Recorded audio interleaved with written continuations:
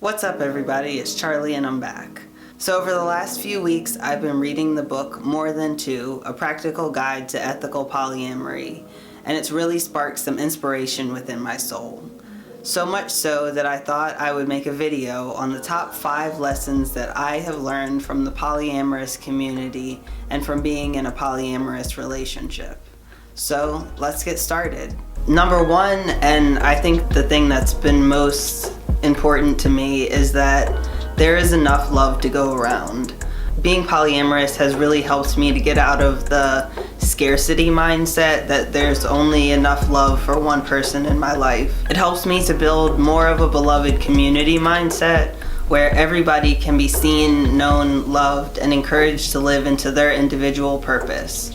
Which brings me to point number 2, that relationships are defined by the people in those relationships. And that's something that has been so foundational to me, that it doesn't have to be a one-size-fits-all for relationships. Everybody is unique. They have their own purpose. They have their own skills. They have their own upbringing and mindsets that they bring to the table. As varied as people are, that's just how varied that relationships look when people combine. With that being said, point number 3 is that authenticity is foundational. For me to be able to show up in multiple relationships, or even one relationship, I have to first know who I am and be able to articulate that to other people.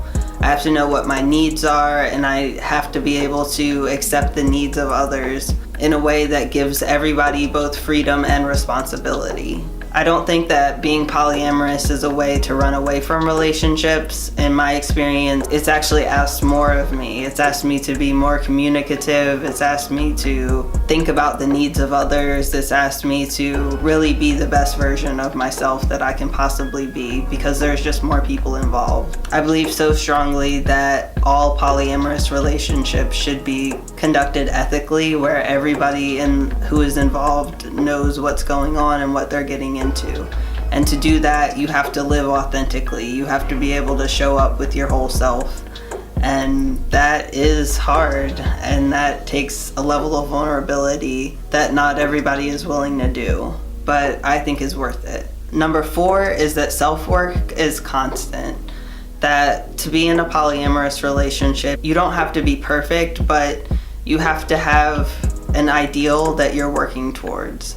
You have to be willing to show up for that ideal and acknowledge that even though you might not be perfect, that you're still trying, and that you are willing to show up in every one of your relationships to try as your whole self authentically. That means constantly learning and growing yourself as a person so that you can better articulate what you need and what you want to your partners. That helps them to love you better, and everybody benefits from that. And finally, point number 5 is that I'm my own person, that nobody owns me, and that the relationships that I'm in, I am in because I chose them.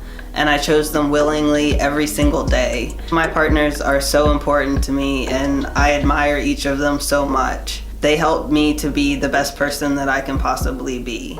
I want the best for them, and we're all willing and able to choose what we need to make that happen for ourselves. It makes me feel much more secure in the choices that I am making, and overall it feels like a world where everybody can be seen, known, loved, and encouraged to live into their purpose, and that's what I'm all about. So yeah, those are the top 5 ways that I think that polyamory fits into the beloved community, and why I think it can be a valuable relationship model for some people.